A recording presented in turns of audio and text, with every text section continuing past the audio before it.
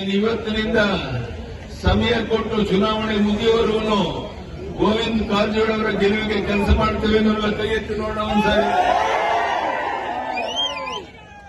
ಈ ಕೆಲಸವನ್ನ ನಮ್ಮ ಅಣ್ಣ ತಮ್ಮಂದಿರು ತಾಯಂದಿರು ಮಾಡಿದ್ರೆ ಗೋವಿಂದ ಕಾರಜೋಳ ಒಂದು 2.5 ಲಕ್ಷಕ್ಕೂ ಹೆಚ್ಚಿನ ಹಂತದಲ್ಲಿ ಕೆಲಸದಲ್ಲಿ ಯಾವುದೇ ಅನುಮಾನ ಬೇಡ ಅಂತ ಹೇಳ್ತೇನೆ. ಒಂದು ಕಾಲ ಇತ್ತು ಹಣದ ಬಲ, ಹೆಂಡದ ಬಲ, ತೋಳ್ಬಲ, ಅಧಿಕಾರ ಬಲ, ಜಾತಿಯ ವಿಷ ಬೀಜವಿದ್ದೆ ಅಧಿಕಾರಕ್ಕೆ ಬರ್ತಿದ್ದಂತ ಒಂದು ಕಾಲ ಇತ್ತು. ಆ ಕಾಲ ಹೋಗಿದೆ. ಸ್ವಾತಂತ್ರ್ಯ ಬಂದ ಇಷ್ಟು ವರ್ಷಗಳ ನಂತರ ಜನ ಇವತ್ತು ಜಾಗೃತರಾಗಿದ್ದಾರೆ. ಯಾವುದು ಸರಿ ಯಾವುದು ತಪ್ಪು ಅಂತ ತಿಳ್ಕೊಳ್ಳುವಂತ ಒಂದು ಕಾಲ ಬಂದಿದೆ ಅನ್ನೋದನ್ನ ಕಾಂಗ್ರೆಸ್ನವರು ಮರೆತಂತ ಕಾಣುತ್ತೆ. ಇವತ್ತು ಈ ಮೊಣಕಾಲು ವಿಧಾನಸಭಾ ಕ್ಷೇತ್ರದ ರಾಂಪುರದಲ್ಲಿ ಸೇರಿರುವಂತಹ ಈ ದೊಡ್ಡ ಒಂದು ಸಭೆಯನ್ನು ನೋಡಿದಾಗ ನನಗನ್ಸುತ್ತೆ ಇಡೀ ರಾಜ್ಯದಲ್ಲಿ ಇದೇ ರೀತಿಯ ವಾತಾವರಣ ಇದೆ ಅನ್ನೋದನ್ನ ನಾನು ಹೇಳಕ್ಕೆ ಇಚ್ಛೆ ಪಡ್ತೇನೆ. ಬಂದಿದೆ ನನಗೀಗಾಗಲೇ 82 ವರ್ಷ ಆದರೂ ಸಹ ಇಡೀ ರಾಜ್ಯ ಸಿಗ್ತಾ ಇದ್ದೇನೆ. ಒಂದೇ ಒಂದು ಉದ್ದೇಶ, ನಾನೇನು ಸ್ವಾರ್ಥ ನನಗೇನಿಲ್ಲ.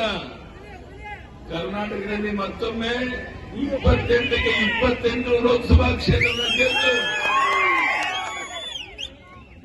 ಪ್ರಧಾನಿ ನರೇಂದ್ರ ಮೋದಿ ಅವರನ್ನು ನೋಡಕ್ಕೆ ನಾನು ಕರ್ಕೊಂಡು ಹೋಗ್ಬೇಕು 28 ಜನರನ್ನು ಅಂತ ಯೋಚನೆ ಮಾಡಿದ್ದೇನೆ. ಅದಕ್ಕೆ ನಿಮ್ಮ ಆಶೀರ್ವಾದ ಇದ್ರೆ ಗೋವಿಂದ ಕಾರಜೋಳ ಬಹಳ ದೊಡ್ಡ ಅಂತರದಲ್ಲಿ ಗೆದ್ದು ಬರ್ತಾರೆ. ಬಂಧುಗಳೇ, ಹೇಳಬೇಕಾದಷ್ಟು ಬಹಳಷ್ಟಿದೆ. ಇನ್ನು 2-3 ಸಭೆಗಳಿದೆ. ನಾನು ಇವತ್ತು ನಿಮ್ಮಲ್ಲಿ ಕೈ ಜೋಡಿಸಿ ಪ್ರಾರ್ಥನೆ ಮಾಡ್ತೇನೆ. ಇವತ್ತು ಗೋವಿಂದ ಕಾರಜೋಳ ಬಹಳ ಅನುಭವ ಇರುವಂತ ನೀರಾವರಿ ಸಚಿವರಾಗಿ ಅನೇಕ ಇಲಾಖೆಗಳಲ್ಲಿ ಕೆಲಸ ಮಾಡಿ ಈ ಭಾಗಕ್ಕೆ ಒಂದು ಒಳ್ಳೆಯ ಕೆಲಸ ಮಾಡಬೇಕು ಅಂತ ನಿಶ್ಚಯ ಮಾಡಿ ಬಂದಿರುವಂತಹ ಗೋವಿಂದ ಕಾರಜೋಳಗೆ ನೀವು ಆಶೀರ್ವಾದ ಮಾಡಬೇಕು ಅಂತ ಕೇಳಿದಾಗ ಇಷ್ಟು ದೊಡ್ಡ ಸಂಖ್ಯೆಯಲ್ಲಿ ಬಂದು ತಾವೆಲ್ಲ ಸೇರಿದ ನಿಮ್ಮ ಪ್ರೀತಿ ವಿಶ್ವಾಸಕ್ಕೆ ನಾವು ಋಣಿಯಾಗಿದ್ದೇವೆ.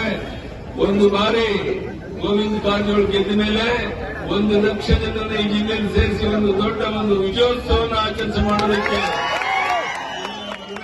ಈ ಸಂದರ್ಭದಲ್ಲಿ ಕೈ ಜೋಡಿಸಿ ನಿಮ್ಮಲ್ಲಿ ಪ್ರಾರ್ಥನೆಯನ್ನು ಮಾಡಿ ಮತ್ತೊಮ್ಮೆ ಇಲ್ಲಿ ಸೇರಿರುವಂತಹ ಎಲ್ಲ ಬಂಧುಗಳಿಗೆ ಇವತ್ತು ನನಗೆ ತುಂಬಾ ಸಂತೋಷ ಆಗಿದೆ.